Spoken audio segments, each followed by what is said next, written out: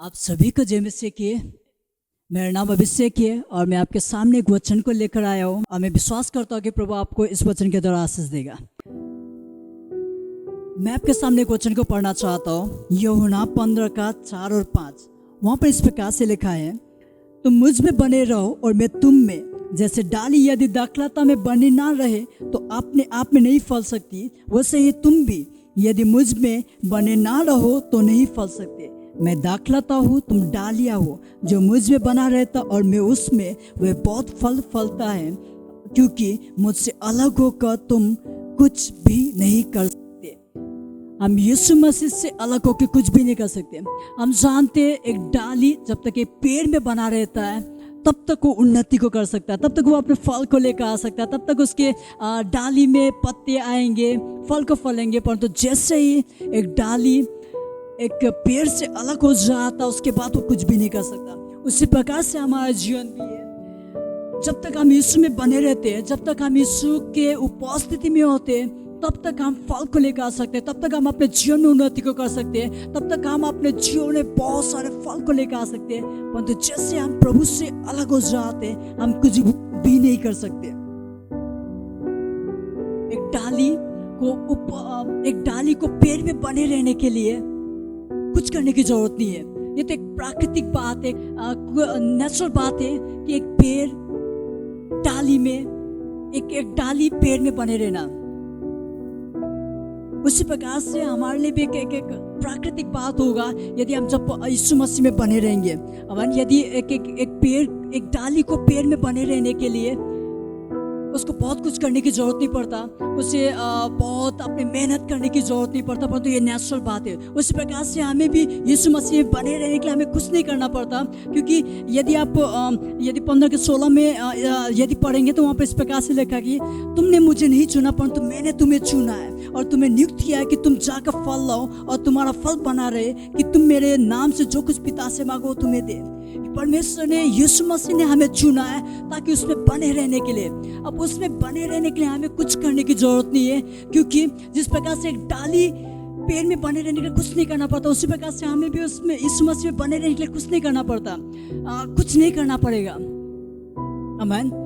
परंतु जब हम यीशु मसीह में बने रहते हैं तो इसका मतलब ये नहीं कि हमारे जीवन में कभी समस्या आएगा ही नहीं, हमारे जीवन में कभी तकलीफ आएगी नहीं, ऐसा नहीं है।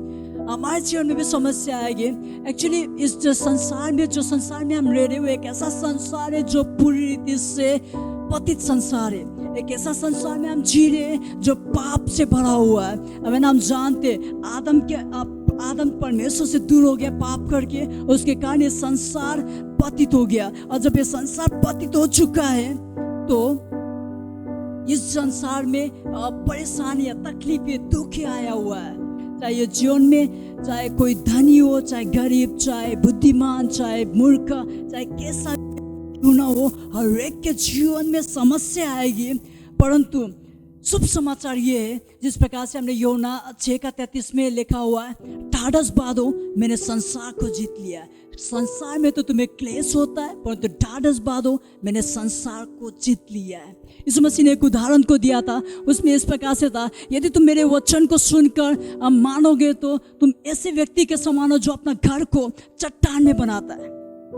और दूसरा इस प्रकार से था, यदि तुम मेरे बातों को सुनकर नहीं मानोगे तो तुम ऐसे व्यक्ति के समान हो जो अपना घर बालू में बनाता है। और वहाँ पर इस प्रकार से लिखा हुआ है कि एक जो जिसने अपना घर बालू में बनाया उसके जीवन में भी बाढ़ आई, आंधी आई, और वचन के अनुसार वो उड़ के चला गया, वो स्थिर नहीं रह पाया। परंतु वहाँ पर इस प्रकार से नहीं लिखा है कि जिस व्यक्ति ने अपना घर चट्टान में बनाया उसका जो घर है वो स्थिर रहा, वो कभी घिरा ही नहीं, उसके घर में कभी बाढ़ आई नहीं, आंधी आई नहीं, तूफान आई नहीं, ऐसा कुछ नहीं लिखा हुआ। परंतु इस प्रकार से लिखा हुआ कि उसके वो जो घर था उसमें भी तूफान आया, आंधी आई, बारिश हुई, परंतु वो घर स्थिर बना रहा। आमीन। उसी प्रकार से होता है, जब हम यीशु मसीह में बने रहते हैं तब हमारे जीवन में भी परेशानी आ सकती है, हमारे जीवन में दुख तकलीफ हो सकता है। परंतु शुभ समाचार ये है कि यीशु मसीह ने संसार को जीत लिया है। हम हर परेशानी के ऊपर विजेता से भी बढ़कर है। हम जानते हैं यूसुफ की घटना को। यूसुफ ने एक सपना को देखा था और सपना का अर्थ ये था सो यूसुफ का सपना का अर्थ यह था कि वो अपने परिवार के ऊपर अधिकारी होगा करके। परंतु जब उसने ये सपना को देखा और अपने भाइयों को, अपने पिता लोगों को, पिता को बताया, उसके बाद वो लोग उसके भाई लोग उससे नफरत करते, उसको अलग भेज देते, उसको परेशानी और भी उसका जो तकलीफ है वो बढ़ते जाती है। परंतु जब वो अपने परेशानी में स्थिर बना रहता है, वचन कहता है कि परमेश्वर ने उसको मिस्र देश का प्रधानमंत्री बनाया। उसका सपना ये नहीं था कि एक दिन वो बहुत बड़ा व्यक्ति बनेगा, उसका सपना ये था कि वो अपने परिवार में एक मुख्य व्यक्ति होगा करके, परिवार का अधिकारी होगा, परिवार के लोग उसको दंडवत करेंगे। परंतु अब जब अपने परेशानी में स्थिर बना रहा, तब परमेश्वर ने उसको केवल उसके परिवार के ऊपर अधिकारी नहीं बनाया, परंतु परमेश्वर ने उसको उसके पूरे दुनिया का अधिकारी बनाया, प्रधान बनाया। पूरा संसार के लोग उसके सामने दंडवत करने के लिए आने लगे। पूरा मिस्र के देश, कनान के लोग, हर एक लोग उसके सामने दंडवत करने लगे, क्योंकि वो अपने समस्याओं में परमेश्वर के साथ बना रहा। समस्या कभी भी परमेश्वर की ओर से नहीं है, परंतु जब हम समस्याओं में भी, अपने परेशानी में भी स्थिर परमेश्वर के साथ बने रहते, तब हमारे जीवन में परमेश्वर अद्भुत कार्य करता है। रोमी 8:28 सब बातें मिलकर भला ही को उत्पन्न करता है परमेश्वर। उसके जीवन में बहुत सारी तकलीफें था, हमारे जीवन में भी हो सकता है बहुत सारी तकलीफें आए, दुख, तकलीफ, परेशानी कुछ भी हो जाए। परमेश्वर हमारे अच्छाइयों को, हमारे बुराइयों को, हमारे गलत निर्णयों को, हमारे अच्छे निर्णयों को, सारी चीज़ों को, हमारे परेशानियों को, हर एक चीज़ों को मिलाकर परमेश्वर भला ही को उत्पन्न कर सकता है। फर्क नहीं पड़ता कि हमारे जीवन में कितनी बड़ी समस्या आ रहा है, फर्क नहीं पड़ता कि हम कैसे परेशानी से होकर गुजर रहा है, फर्क इतना पड़ता कि हम किसके साथ बने हुए। यदि हम यीशु मसीह के साथ बने रहेंगे अपने परेशानी के समय में, अपने दुख तकलीफ के समय में, तो परमेश्वर हमारे लिए मार्ग को निकालेगा, और एक ऐसा मार्ग निकालेगा जो हमें ऊंचाई की ओर लेकर जाता है। यूसुफ अपने परेशानी में परमेश्वर के साथ स्थिर बना रहा, और परमेश्वर ने उसको केवल उसके सपना के अनुसार केवल उसके घर का अधिकारी नहीं बनाया, परंतु परमेश्वर ने उसको पूरा संसार का अधिकारी बनाया, पूरा मिस्र देश का अधिकारी बनाया। हर एक जन उसके पास भोजन वस्तु खरीदने के लिए उसको दंडवत करने लग गए।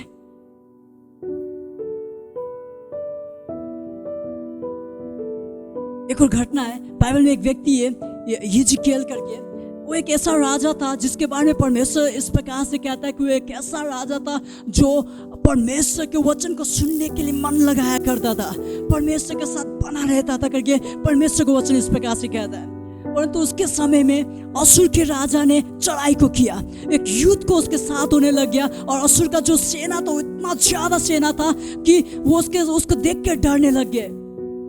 वो भयभीत, उसके पास कोई आशा नहीं था, अब क्या किया जाए।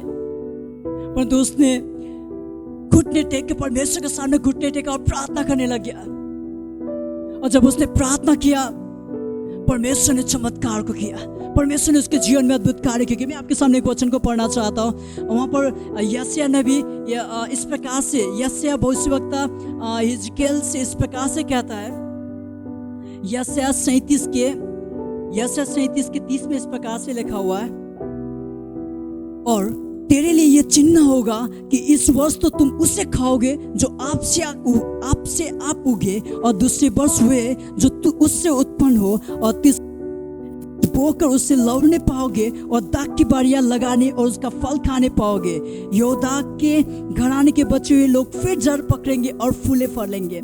हमने उसके समय में, हिजकियेल के समय में असुर के राजा ने उन पर आक्रमण किया, परंतु जब ये हिजकियेल ने अपना मन परमेश्वर की ओर लगाया, जब हिजकियेल ने अपना ध्यान परमेश्वर की ओर लगाया, परमेश्वर ने उनको उस बहुत बड़ा सेना से भी बचाया।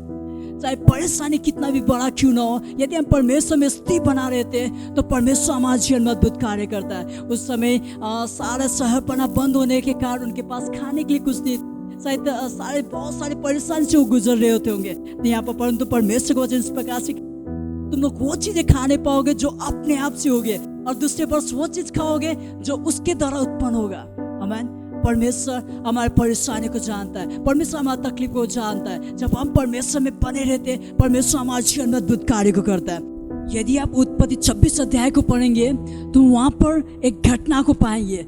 इसहाक के समय में देश में अकाल पड़ जाता है, और जब देश में अकाल पड़ जाता है तो इसहाक निर्णय लेता है कि उस देश में चला जाए जिस देश में अन्न है, अर्थात मिस्र देश में वो जाना चाहता है, क्योंकि मिस्र देश में उस समय भोजन वस्तु ही थी। परंतु जिस देश में इसहाक रहा था उस देश में अकाल पड़ा हुआ था। परंतु रात के समय में यहोवा उसे दर्शन देता है, और दर्शन देकर इस प्रकार से, परमेश्वर उसको दर्शन देकर इस प्रकार से कहता है कि तू इस देश में बने रहा और मैं तुझे इसी देश में आशीष दूंगा, मिस्र देश को मत जा करके कहता है। अब इसहाक के पास एक निर्णय लेने का समय है। या तो इसहाक अपने परिस्थिति के अनुसार जो जो जो बातें वो देख रहा है उसके अनुसार, क्या देख रहा था वो? अकाल को, परेशानी को, कमी घटी को देख रहा था, उन सारी चीज़ों को देख रहा था, अपने परिवार को देख रहा था होगा। शायद वो लोग भूखे परेशान है, दुख तकलीफ में, उन चीज़ों को देखकर वो शायद मिस्र देश को जा सकता था, जहाँ पर उसके लिए उसके पास भोजन वस्तुएं थी।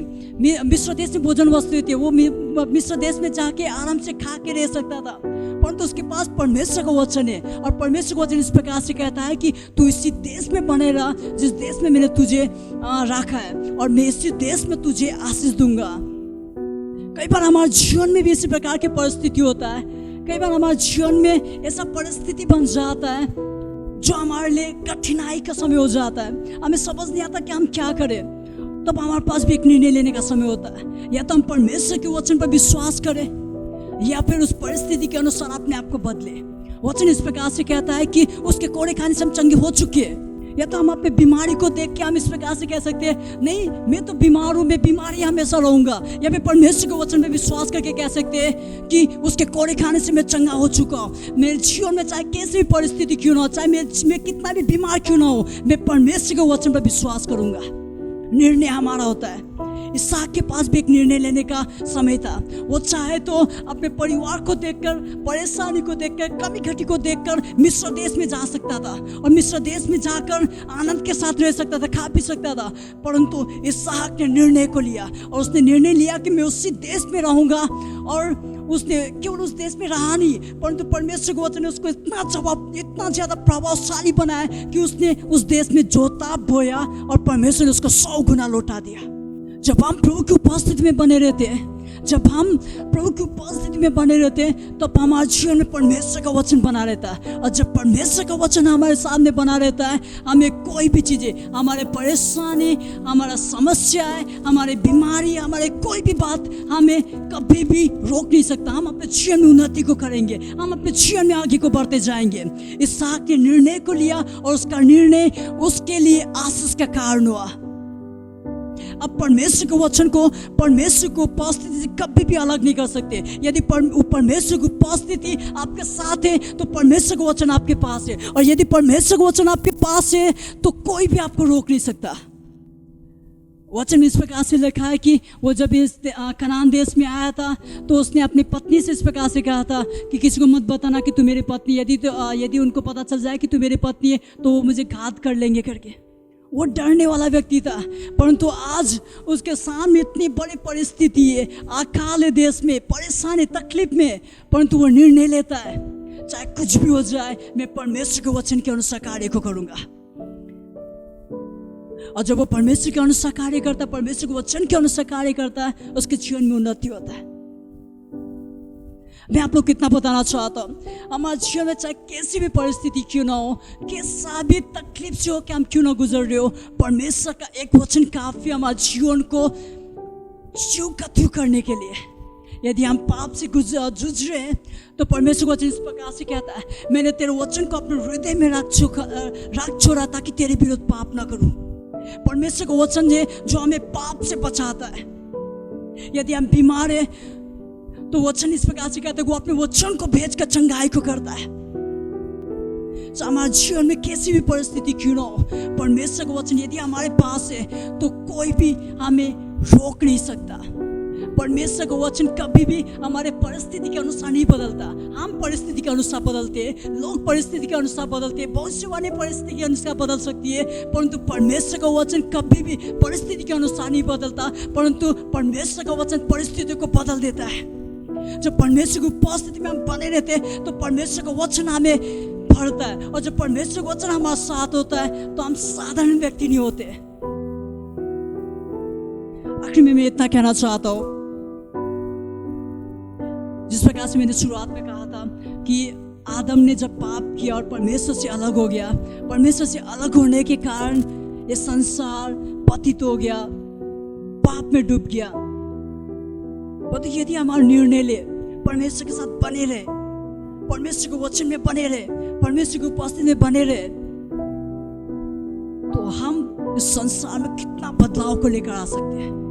यदि एक व्यक्ति की अनाज्ञाकारिता के कारण इतना ज्यादा परेशानी हो सकता है, तो यदि हम परमेश्वर के वचन में बने रहे, परमेश्वर की उपस्थिति में बने रहे, तो कितना सारा बदलाव को हम इस संसार में लेकर आ सकते हैं। आमीन। प्रभु आपको आशीष दे। आप सभी को जय मसीह की।